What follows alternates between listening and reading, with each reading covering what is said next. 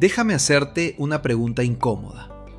¿Cuántas horas de tu vida has pasado preocupándote por cosas que al final nunca sucedieron? Piénsalo un momento.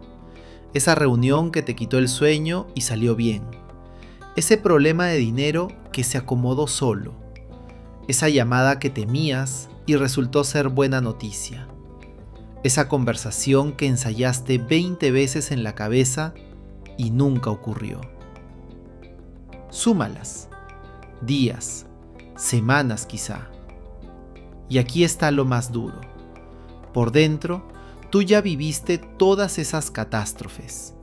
Las sufriste completas, con un nudo en el estómago y todo, aunque ninguna llegó a pasar. Ese es el precio silencioso de la preocupación. Te cobra por adelantado desgracias que nunca se entregan. Hola, bienvenidos a Microaprendizajes, el podcast donde transformamos grandes ideas en pequeños pasos que puedes aplicar desde hoy. Soy Denis Toledo y hoy vamos a hablar de algo que nos toca a todos, la preocupación. Y vamos a hacerlo con un libro que tiene más de 75 años y sigue vendiéndose, porque el problema que resuelve no ha cambiado nada. Es Cómo suprimir las preocupaciones y disfrutar de la vida, de Dale Carnegie. Vamos. Dale Carnegie fue un escritor y conferencista estadounidense, hijo de granjeros pobres de Missouri. Se hizo famoso mundialmente con Cómo ganar amigos e influir sobre las personas, del año 1936. Pero mientras daba cursos a miles de adultos, se topó con algo que no esperaba. Lo que más atormentaba a su gente no era la falta de habilidades, era la preocupación. Así que se pasó 7 años buscando qué hacer al respecto. Leyó desde los filósofos hasta la prensa de su época. Entrevistó a decenas de personas y en 1948 publicó este libro. Guarda bien esa fecha, porque al final del episodio va a ser importante. Su tesis en una frase: la preocupación no es un destino ni un rasgo de personalidad, sino un hábito mental. Y como todo hábito, se puede desmontar con técnicas concretas. Carnegie ofrece 9. Hoy te voy a dar las 3 que a mi juicio sostienen todas las demás, porque 9 principios no se recuerdan y 3 sí. Y sí, ya hablamos de este libro en uno de nuestros primeros episodios. Fue de los primeros que grabé. Aquella versión era una lista de 9 reglas enumeradas una tras otra, sin una sola historia y sin mi opinión. Hoy sé que se puede hacer mucho mejor, así que esto no es una repetición, es la versión que siempre mereció. 3 ideas. Primero, los compartimentos estancos. Una imagen de barco que sirve para dejar de cargar el pasado y el futuro al mismo tiempo. Segundo, acepta lo peor. La técnica más contraintuitiva del libro y el filtro de probabilidad que desarma la mayoría de los miedos. Y tercero, la gratitud como estrategia.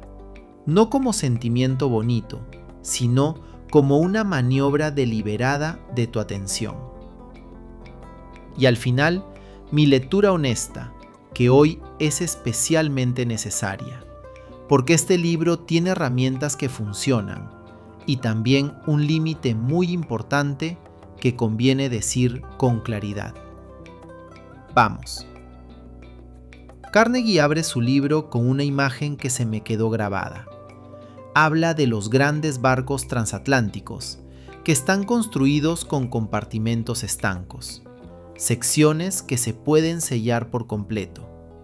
Si el casco se rompe por un lado, se cierran las compuertas, esa sección se inunda y el barco sigue navegando. El daño queda encerrado en un solo compartimento.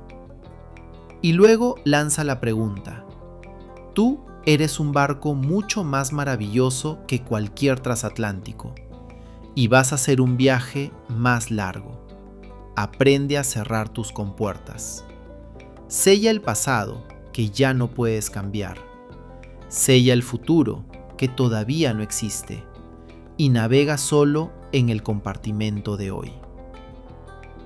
Fíjate en lo que esto quiere decir en la práctica, porque no es una frase de taza de café. La mayoría de nosotros vivimos con las 3 compuertas abiertas al mismo tiempo. Estamos aquí, en el presente, pero cargando el arrepentimiento de lo que pasó y el miedo de lo que podría pasar. Y entonces intentamos resolver en un solo día problemas de 3 días distintos. Con razón nos hundimos. Pensemos en Lucía, que trabaja en recursos humanos. Lucía tiene una costumbre que quizá reconozcas. Se despertaba a las 5:30 de la mañana y antes de poner un pie en el suelo ya había recorrido mentalmente la semana completa. La reunión del martes, la evaluación del jueves, la conversación difícil que tenía pendiente para el viernes. A las 6 de la mañana ya estaba agotada y no había hecho absolutamente nada todavía. Lo que cambió fue una regla mínima, casi tonta. Ahora, cuando despierta, se hace una sola pregunta: ¿qué de esto es de hoy? Y lo que no es de hoy, lo escribe en una hoja y lo cierra ahí, en su compartimento, con permiso de volver el día que corresponda. La reunión del martes se resuelve el martes. Y ojo con un malentendido común, porque Carnegie no está diciendo que no planifiques. Planificar es una tarea de hoy. Te sientas, decides y anotas. Preocuparte por el futuro es otra cosa. Es sufrirlo hoy sin poder resolverlo hoy. La diferencia entre planificar y preocuparse es que una termina en una acción y la otra solo termina en cansancio. Y vale la pena entender por qué hacemos esto, porque no es tontería nuestra. La preocupación anticipada tiene una lógica escondida. Se siente como si estuviera protegiéndote. Uno cree, sin decírselo, que si le da suficientes vueltas al problema, de alguna manera lo está previniendo, que sufrirlo por adelantado te va a dejar preparado si llega. Y es mentira. Nadie llega mejor preparado a una mala noticia por haberla ensayado 20 veces. Llega igual de golpeado, pero más cansado. La microlección. Mañana, cuando despiertes, hazte la pregunta de Lucía: ¿qué de esto que estoy cargando es de hoy? Y todo lo demás, ciérralo. Un día a la vez es una capacidad que se entrena. La segunda idea es la más contraintuitiva del libro y también la más poderosa. Cuando algo te está quitando el sueño, Carnegie propone 3 pasos. 1. Pregúntate qué es lo peor que puede pasar y dilo concreto, con nombre y apellido. 2. El paso que nadie quiere dar. Acéptalo mentalmente. Dile que sí. Si eso ocurre, ocurre. Y voy a estar bien de todas formas. Y 3. Solo entonces, ponte a trabajar con calma para mejorar ese peor escenario. ¿Por qué funciona algo tan raro? Porque la mayor parte del sufrimiento no viene del hecho temido, sino de la resistencia a aceptarlo. Mientras estás peleando con la posibilidad, gastas toda tu energía en negarla. En el momento en que la aceptas, esa energía se libera y de pronto la tienes disponible para actuar. Carnegie lo dice sin rodeos: cuando aceptamos lo peor, ya no tenemos nada que perder. Y eso significa automáticamente que tenemos todo por ganar.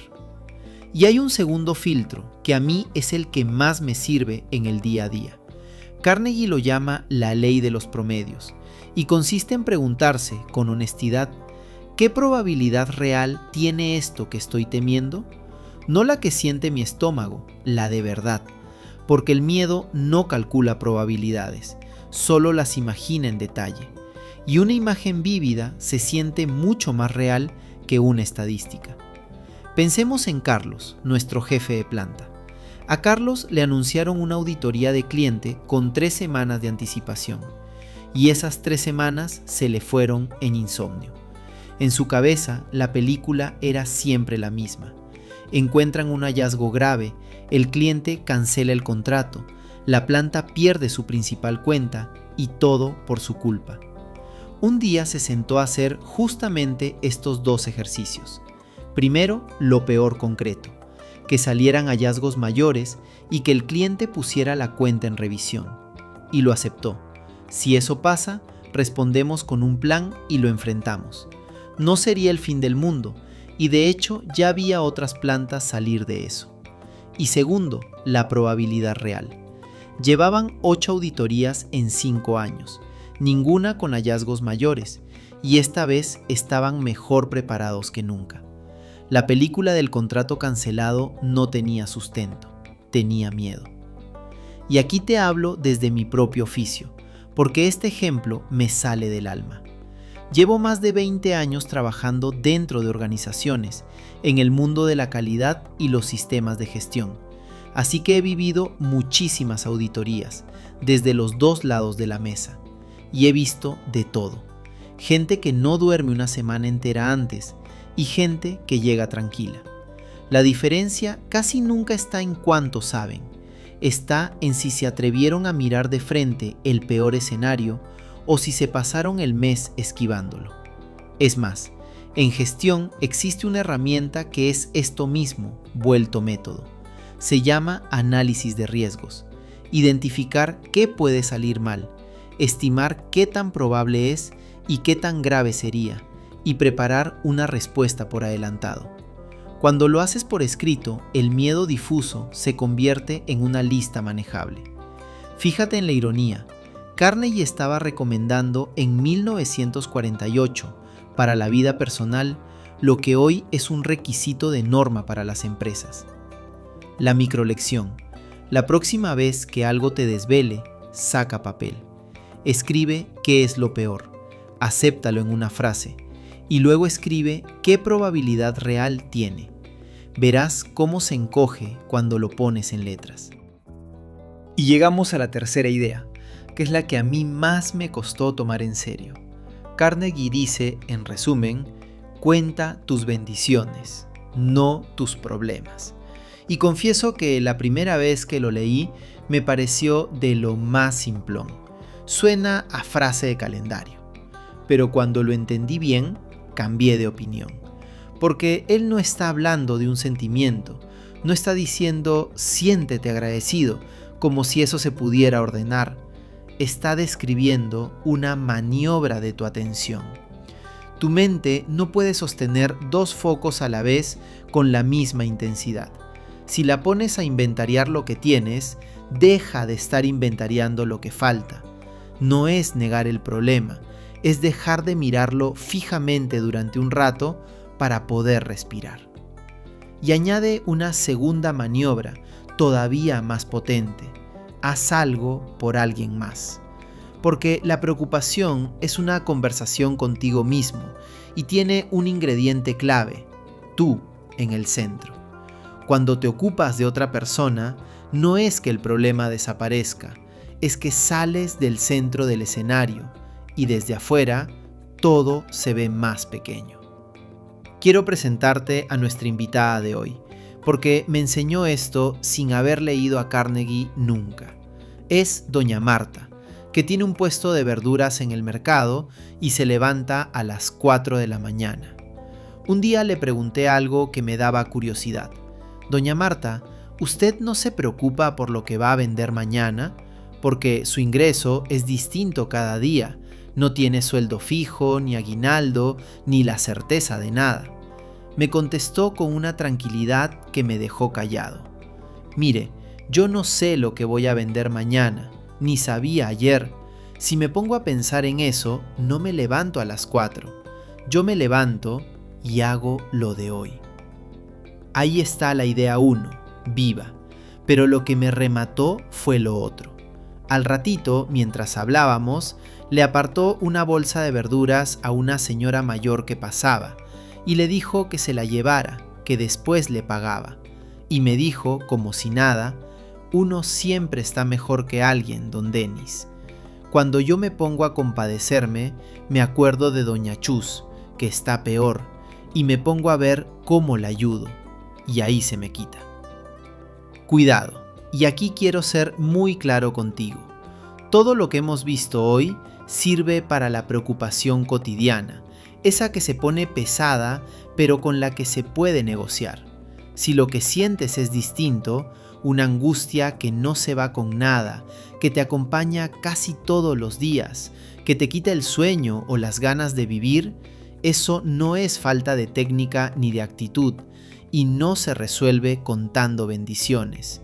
Eso merece la ayuda de un profesional de salud mental, igual que una fractura merece un traumatólogo. Pedir esa ayuda es de las decisiones más sensatas que existen. Y Carnegie agrega un detalle que en su época era muy adelantado: mantenerse ocupado. No como huida, sino porque la preocupación necesita espacio vacío para crecer. Es en los ratos muertos, en la cama, en el tráfico, cuando la mente sin tarea empieza a masticar. Estar haciendo algo con las manos o con toda la atención puesta en otra cosa le quita a la preocupación el terreno donde vive. Cualquiera que haya trabajado con las manos sabe esto sin que se lo expliquen. La microlección. Cuando te sorprendas dando vueltas en el mismo pensamiento, no intentes ganarle la discusión. Cambia de foco a propósito. Nombra 3 cosas que sí tienes y luego haz una sola cosa, pequeña, por alguien más. Es de las formas más eficientes que conozco de salir de la propia cabeza. Y llegamos a mi lectura honesta, que hoy me importa especialmente, porque este libro se puede usar muy bien o muy mal. Y empiezo por el matiz más importante de todos, el que ya adelanté. Este libro es de 1948. Carnegie escribió antes de que existiera casi todo lo que hoy sabemos sobre la ansiedad, antes de los tratamientos que hoy funcionan, y antes de que se entendiera que la ansiedad clínica y la depresión son condiciones de salud, no fallas de carácter. Y eso se le nota. Su tono es de decídelo y ya, resuélvelo con voluntad. Para la preocupación normal sirve. Para un trastorno de ansiedad no basta, y creer que debería bastar solo agrega culpa a quien ya está sufriendo. Segundo matiz. El método del libro es casi todo anecdótico. Son casos, testimonios, historias de gente que le funcionó, la mayoría hombres de negocios estadounidenses de la posguerra. No hay evidencia sistemática detrás. Lo curioso, y en su favor, es que las técnicas resultaron ser buenas. Aceptar el peor escenario y evaluar la probabilidad real de lo que temes es casi palabra por palabra lo que décadas después la terapia cognitiva llamaría reestructuración. Carnegie acertó, pero por intuición, no porque lo probara. Le llevó cerca de medio siglo de ventaja a la ciencia, y eso hay que reconocérselo. Y un tercer matiz, que es el límite que el libro nunca admite. Hay preocupaciones que no se resuelven cambiando de actitud, porque el problema no está en tu cabeza, está en la realidad. Si el dinero no alcanza para fin de mes, si el trabajo es abusivo, si un familiar está enfermo de verdad, ninguna técnica mental arregla eso. Ahí, estas herramientas te ayudan a sostenerte para poder actuar, y no es poco, pero conviene no confundir sobrellevar con resolver. Lo digo porque el género de la superación personal a veces hace sentir culpable a quien tiene un problema material real. Dicho eso, el oro es enorme y muy práctico. 3 herramientas que puedes usar hoy mismo, sin equipo ni preparación. Cerrar el día, aceptar lo peor y mirar la probabilidad, y mover tu foco hacia lo que tienes y hacia los demás. Pocas veces vas a encontrar consejos tan aplicables. Y si lo miramos desde el triángulo del éxito integral, Este libro ilumina con fuerza el vértice de la inteligencia emocional. Fíjate en el detalle que es hermoso. Carnegie estaba enseñando autorregulación en la práctica 47 años antes de que Goleman le pusiera nombre en su libro de 1995. Lo que en nuestra edición Triángulo de Goleman llamamos meter una cuña entre el estímulo y la respuesta, Carnegie lo llamaba cerrar las compuertas. La misma sabiduría con el lenguaje de su época. Y roza también el pensamiento crítico, porque la ley de los promedios es, en el fondo, exigirle datos a tu miedo en lugar de creerle la película. Y quiero cerrar con un contraste que me parece importante. Con Viktor Frankl vimos otra respuesta al sufrimiento y no es la misma. Carnegie te da técnicas para reducir la preocupación. Frankl, que escribía desde un campo de concentración, hablaba de encontrarle sentido a un sufrimiento que no se puede reducir. Son dos herramientas para dos situaciones distintas. Para la preocupación que se puede desmontar, Carnegie. Para el dolor que solo se puede atravesar, Frankl. Saber cuál de las dos te toca hoy es, en sí mismo, un acto de criterio. Si tuviera que resumirte el episodio de hoy: 1. Compartimentos estancos. Cierra el pasado y el futuro y navega solo en el día de hoy. Planificar es una tarea, preocuparse es sufrir por adelantado. 2. Acepta lo peor, en concreto, y desde ahí trabaja. Y después, pregúntale a tu miedo por la probabilidad real de lo que te está mostrando. Y 3. La gratitud no es un sentimiento que se ordena, es una maniobra de tu atención. Cuenta lo que tienes y haz algo por alguien más para salir del centro del escenario. La acción de esta semana se llama la hoja de la preocupación y toma 5 minutos. Piensa en eso que ahora mismo te está quitando energía y escribe solo 4 líneas. Línea 1. ¿Qué es exactamente lo que me preocupa? En una frase concreta. No angustia por el trabajo, sino que me digan que no en la solicitud del jueves. Línea 2. ¿Qué es lo peor que podría pasar?